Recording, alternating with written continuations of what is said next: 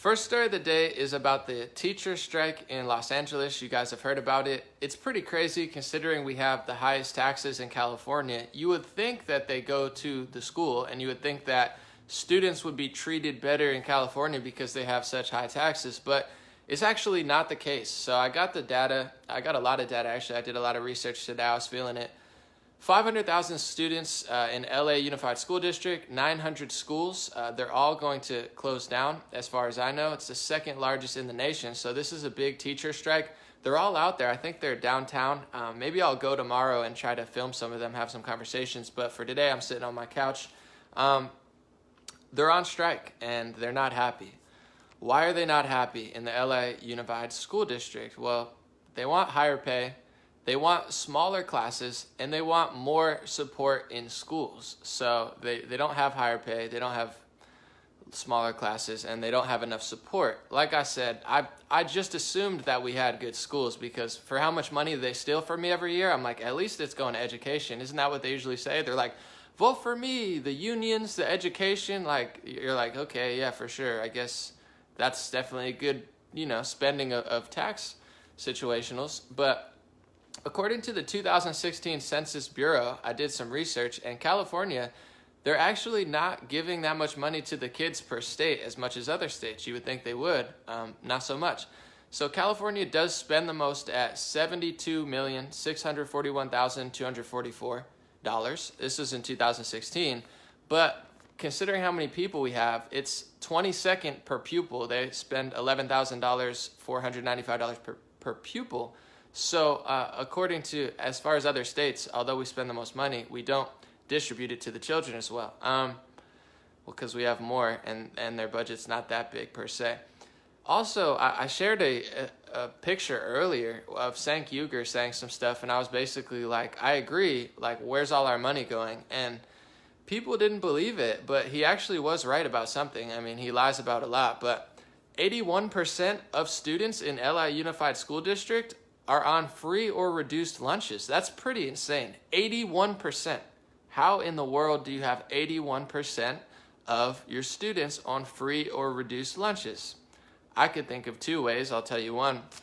One is California, although it's super liberal and, peace, love, positivity, good vibes, good people here for sure, high taxes, small businesses fleeing for China, but we have the highest poverty in the nation, according to many reports. So, poverty is getting bad. Our taxes are getting ripped apart. Middle class is becoming lower class, being pushed into welfare. And that's probably how you get 81% free or reduced lunches. Also, they have crazy welfare programs out here that don't work. I'm not an evil, mean person. Of course, I want people to have help. The reason we pay taxes are for schooling, and they're for welfare programs for people that don't have stuff. I get that system. But in California, it should be a prime example of far leftism as far as like super high taxes. It's hard to start a business here, nearly impossible. The middle class is getting gouged out, but it doesn't actually translate to the school system. It doesn't translate to poverty. And clearly, most 4 out of 5 kids are on these programs. And it could be because they just give it out to anyone. That's another beef I have with California. I'm all for helping homeless, but I see their strategy and their homeless strategy is not working because they incentivize being homeless. So it's like you can't incentivize the welfare programs and make people want to do it and tell people from other countries, come here and you could have this money. Like, you have to help, but you can't just be weak and naive or else you get taken advantage of. That happens here. I also did some research, and it said that I wanted to figure out how many students in California, at least in Los Angeles, were illegal immigrants. Because I'm thinking, man, they want smaller classes. Maybe if it was only legal citizens who pay taxes and their kids, they'd be smaller classes. And I found out, according to Pew Research in 2012, 13.1% of K through 12 students in California are illegal. And 1 out of 8 students in California schools have undocumented parents, according to Education Trust West. So just an idea, maybe if they actually enforced the immigration law and didn't have sanctuary states where they didn't cooperate with federal agencies, maybe there'd be billions of dollars saved, and literally that would shrink the classes enormously there. It's not that I don't want to help people get educated, but when you have a crazy state that takes all your tax money, they're saying they're going to give free everything to illegal immigrants, and then the teachers aren't even being taken advantage of. Who are these people really fooling? If you're not giving money to the teachers, where is our tax money going? So overall, good luck with the teacher strike. Maybe I'll get out there tomorrow and try to interview some people and get to the bottom of this. And sad stuff when all my money gets stolen by the federal and local government, but none of it ends up actually going to the school system. Second story of the day is about the drinking water tax. So maybe the air tax is coming next. They're taxing gas, drinking water. They're considering taxing text messages, and they're already taxing video games in Chicago. So if you have amusement, oh, you're being amused. Well, here's an amusement tax. We're taxing your amusement in Chicago. But here in California, they want to put excuse me for a second. They want to put a tax on drinking water. So Gavin Newsom says it's in order to help disadvantaged communities. Of course, that's what they always say. They say, racist, sexist, xenophobic, poor people, we need your money. Middle class businesses, we need your money, and then it never ends up going there, like the teachers union I just talked about. But anyway, this water tax was actually proposed and later abandoned by Jerry Brown, or what does Trump call him, Moonbeam or something? I don't know what that's about, but it was abandoned by Jerry Brown after not garnering enough support. So even Jerry Brown knew that the drinking water tax wasn't a good idea, but Gavin Newsom picked up right where he left off. He's like, we're giving all illegals free health care, and we're going to tax water for the citizens, because nothing is more dystopian than everything in your life being taxed. You can't, every step. Let's do a step tax. This way, every step, cent. No, it's just a cent. We should do a step tax. Sneaker tax. We already have sneaker tax. You buy sneakers, you're getting taxed. You own property, you're getting taxed. Heck, I might be getting taxed for this. Who knows? But apparently, Jerry Brown's drinking water tax was 95 cents a month or $11.40 a year. But that was Jerry Brown's. We don't know yet how much Gavin Newsom's drinking water tax is going to be. And I get it sounds like a little bit, but they nickel and dime you here in California. So when you buy a water bottle, if you buy any sort of plastic bottle, they tax you for that. They tax you for bags. They tax you for gas. So everything that they tax you on here, it seems like a little bit. Now they're trying to push the individual mandate. So if you want to save $4,000, $5,000, $6,000 a year and not buy health insurance, now you're forced to. So when all of these taxes add up, it's thousands upon thousands of dollars that middle class and normal lower class people that aren't just on welfare, and even middle upper class, whatever, this is money being drained from people. So when you have record high poverty, when you have homelessness and trash all over the neighborhood spiraling out of control in Los Angeles and San Francisco, it's not a surprise, because their whole formula doesn't allow for anything else. It's like this formula that the liberal politicians of California have, it's only going to create more poverty. It's only going to create more homelessness. It's only going to crush middle class families. It's only going to embolden the big government. That's what they do. Welfare, middle class, they push the middle class into lower class. Now they're on welfare. Now they depend on the government. Now they vote for liberals because they want that dependence. It's a way to rip away your freedom. And it's no coincidence that these same politicians are, of course, don't say anything about the First Amendment and are very quick to call you all sorts of names and get you censored or silenced.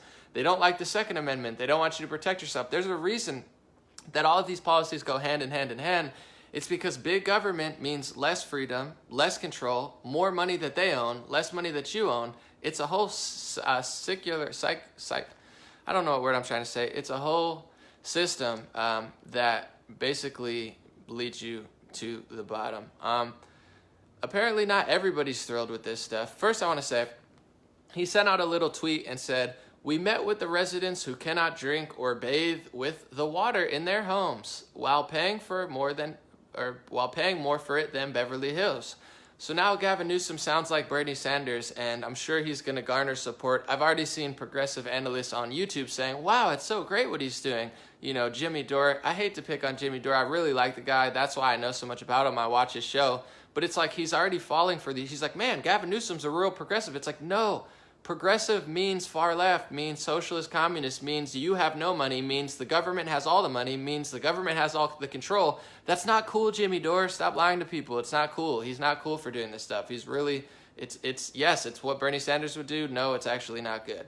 So he says he has the same rhetoric. We met with the residents who cannot drink or bathe with the water in their homes while paying more for it than Beverly Hills. So, rich people bad, poor people good. Give us your money, normal people. That's the whole thing summed up. You could save 5 years of your life if you just listen to what I just said. But not everybody's feeling it.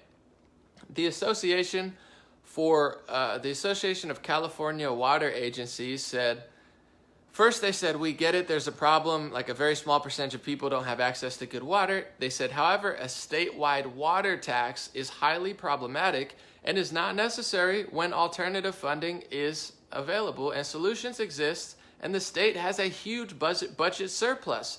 So then I had to do the research and I was like, does California really have a budget surplus like this guy's talking about? And the same article said that California has a $14.8 billion surplus in their budget. Why don't they give that to the teachers? Why don't they spend that on clean water? I have no idea. It's probably going in someone's pockets or being wasted somewhere. I mean, just to give you an example of how bad the government is at stuff, I'm going to go back to Obama's administration. For the healthcare website, I think he spent like $700 million on a website.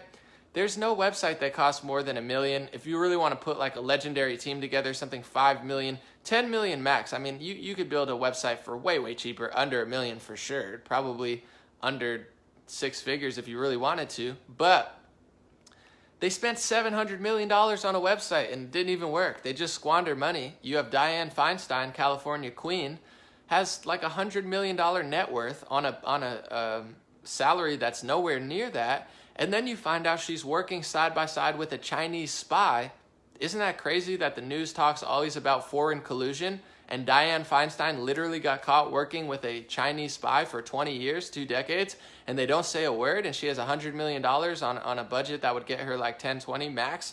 They don't actually care about anything they talk about. They just want to win elections and apparently spiral everybody into poverty. So that's the word on the drinking water tax or whatever. So it's like California is just going so far off the deep end. Of course, everything that they need to do, they need to take your money to do it. Even though they already have all your money, they tax more than any other state, and somehow none of the things that they actually say ever get done. Homelessness is not going down. Poverty is not going down. The teachers aren't getting paid. Where is your money going?